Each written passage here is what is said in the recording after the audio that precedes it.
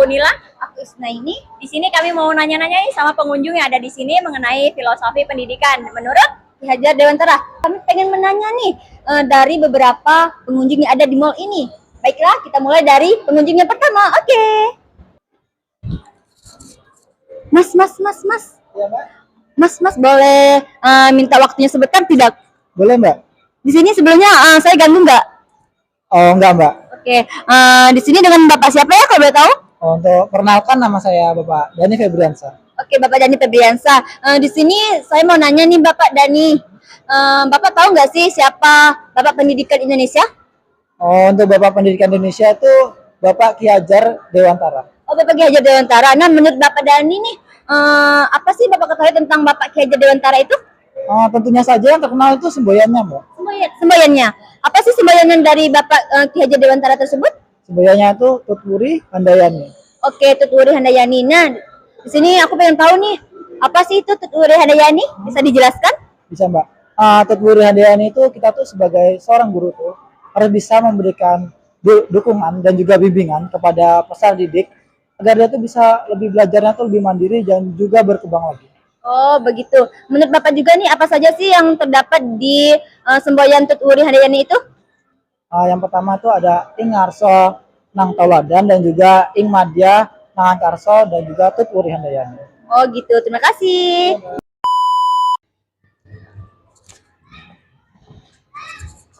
Halo, permisi kakak. Oh, halo.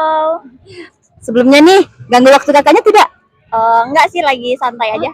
Terima kasih kak ya. Sebelumnya dengan kakak siapa ya? Saya Nila. Oh, kakak Nila. Izin kak, aku mau bertanya-tanya nih sama kakak, boleh tidak? Boleh. Oke, di sini aku mau nanya nih, kakak kenal nggak Bapak Ki Hajar Dewantara? Oh, tahu sih. Tahu. Tahu ya? Apa sih yang kakak ketahui tentang Bapak Ki Hajar Dewantara? Oh, yang saya ketahui tentang Ki Hajar Dewantara ya, yang pertama udah pasti dia tuh pahlawan nasional ya. Lalu yang kedua, saya tahu kalau beliau itu pelopor pendidikan, yang dimana dia menekankan bahwa pendidikan itu harus dikenyam untuk segala masyarakat gitu. Saya juga kalau nggak salah Ki Hajar Dewantara ini dia juga yang mendirikan itu taman siswa kak sebelum kemerdekaan kalau nggak salah. Oh begitu ya. Jadi apa sih yang kakak ketahui tentang pendidikan di Indonesia sebelum dan sesudah kemerdekaan? Oke, kalau yang sebelum ya pendidikan di Indonesia sebelum kemerdekaan itu yang saya tahu kalau dulu ya sebelum kemerdekaan pendidikan itu cuman boleh untuk kolonial aja ya, untuk bangsa Belanda, sama kalau pribumi itu orang-orang yang elit, kalau nggak gitu orang yang kaya atau pejabat tinggi gitu aja, yang dimana nantinya juga itu bekerja untuk Belanda lagi. Kalau sesudah kemerdekaan, kalau sudah kemerdekaan sih yang pertama itu ya udah disamaratakan ya, pendidikan udah bisa dikenyam semua orang, juga udah nggak ada diskriminasi lagi nih dari orang miskin, sedang sampai kaya tuh udah bisa mengenyam pendidikan. Habis itu pembangunan infrastruktur tuh kayak sekolah-sekolah, pendirian sekolah-sekolah di daerah-daerah terpencil juga udah banyak setelah kita merdeka ya. Itu aja sih. Oke, terima kasih kakak. Oke guys, kita lanjut nanya-nanya ke pengunjung berikutnya. Halo kak. Halo. Boleh minta waktunya sebentar kak?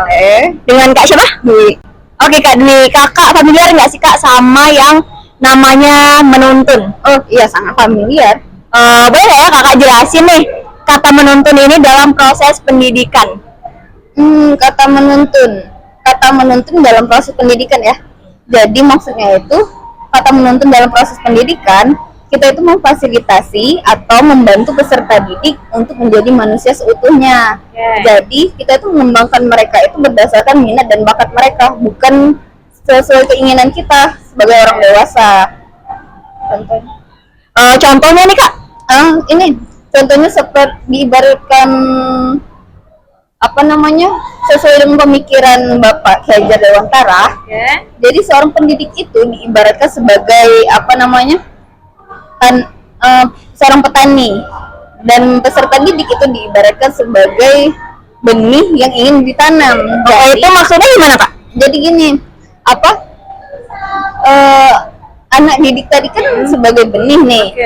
Apabila tidak kita rawat dengan baik, tidak diberikan cahaya cahaya yang optimal, tidak disiram, tidak dirawat, maka mereka akan tumbuhnya tidak optimal. Nah, meskipun bibit atau benih yang kita tanam tadi itu merupakan kualitas yang paling bagus.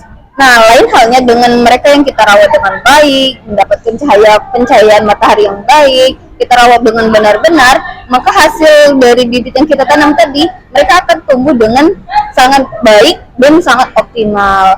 Jadi nih Kak, sebagai pendidik nih, dalam proses menuntun mereka itu memang anak didik itu diberikan kebebasan. Namun kita sebagai pendidik itu tetap menuntun mereka, mengarahkan mereka sehingga mereka itu tidak kehilangan arah ataupun membahayakan diri mereka ataupun orang lain. Jadi Oke guys, kita nanya sama pengunjung selanjutnya. Halo Kak, boleh minta waktunya sebentar Kak? boleh Kak, Dengan Kak siapa? Melia Kak. Dengan Kak Melia. Kalau boleh tahu profesi Kak Melia di sini sebagai apa Kak? Profesi saya sebagai guru Kak. Oh wah, kita ketemu guru guys. Oke Bu Guru, Kak Ibu familiar nggak sih sama yang namanya kodrat alam dan kodrat zaman Bu? Oh iya, sedikit banyak saya tahu Kak. Oke, bisa tolong jelaskan nggak Bu ya? Apa itu kodrat alam dan kodrat zaman menurut Ki Hajar Dewantara? Baik Kak, menurut Bapak Pendidikan Indonesia yaitu Ki Hajar Dewantara menjelaskan bahwa dasar pendidikan Indonesia itu harus disesuaikan dengan kodrat alam dan kodrat zamannya Kak. Nah, kodrat alam ini berkaitan dengan sifat dan bentuk lingkungan di mana peserta didik itu berasal. Sedangkan kodrat zaman ini berkaitan dengan isi dan iramanya Kak, begitu.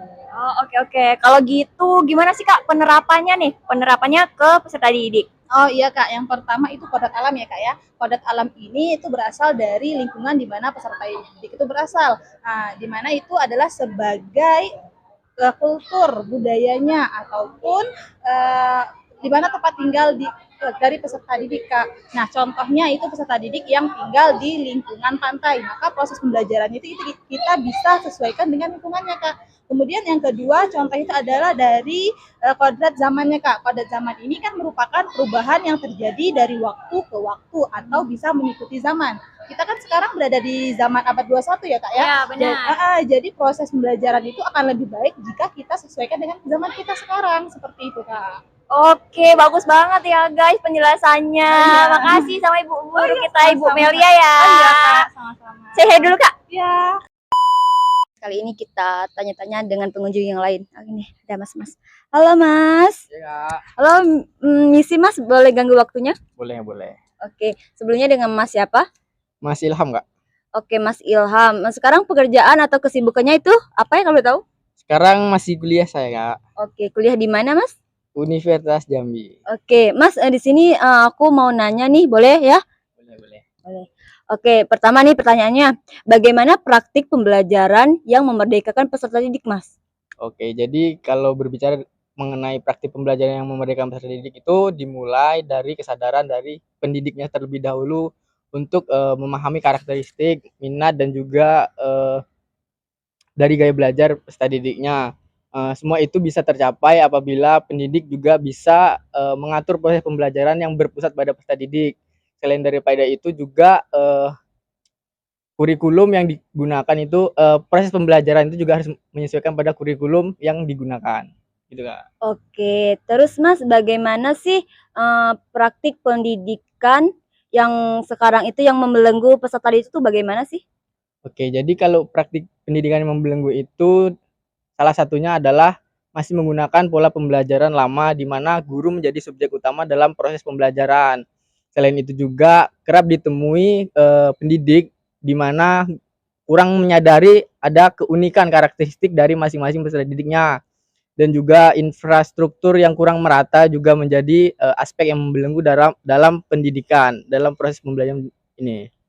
Oke, sangat-sangat bagus ya Mas penjelasannya. Terima kasih ya sebelumnya Mas. Oke guys, kita lanjut ke pengunjung selanjutnya. Halo Kak, boleh minta waktu sebentar Kak? Boleh. Dengan Kak siapa kalau boleh tahu? Isnaini. Oke Kak Isnaini, sekarang kegiatannya apa Kak? Apakah kerja atau pendidikan? Kebetulan saya lagi kuliah. Oke, kita ketemu mahasiswa guys. Kakak tahu nggak sih Bapak Pendidikan? Bapak Ki Hajar Dewantara bukan ya? Iya benar, Bapak Ki Hajar Dewantara. Bisa nggak sih kakak jelasin sistem pendidikan yang dimunculkan oleh Ki Hajar Dewantara itu sendiri? Oke, boleh. Jadi sistem yang telah dimunculkan oleh Ki Hajar Dewantara itu memiliki suatu keunggulan dalam menghadapi berbagai permasalahan dalam dunia pendidikan nih Kak. Berbagai ide atau wawasan, kemampuan berpikir itu menjadi salah satu tantangan dalam menghadapi berbagai permasalahan dalam dunia pendidikan itu Kak. Nah, pemikiran Ki Hajar Dewantara ini juga menjadi pedoman bagi individu itu dalam proses memerdekakan pendidikan begitu. Dan juga dalam sistem pendidikan ini Kak ada yang masih diterapkan di Indonesia itu ada sistem Among namanya Kak. Sistem Among, bisa nggak kak jelasin sistem Among ini apa sih kak? Baiklah, sistem Among itu adalah kemerdekaan atau kebebasan peserta didik dalam menentukan atau mempelajari apa saja kebutuhan atau minat yang mereka sendiri inginkan begitu Kak.